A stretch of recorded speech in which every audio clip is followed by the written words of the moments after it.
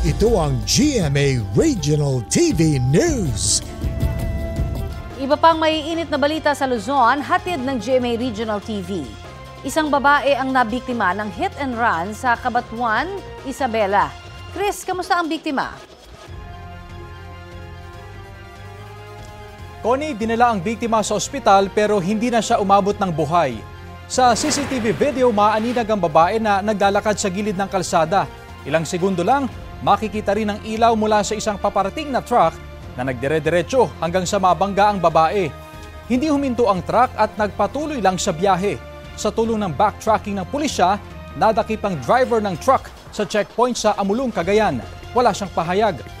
Ayon sa pulisya, nagdesisyon ang pamilya ng biktima na hindi na magsampa ng reklamo kapalit ng financial assistance.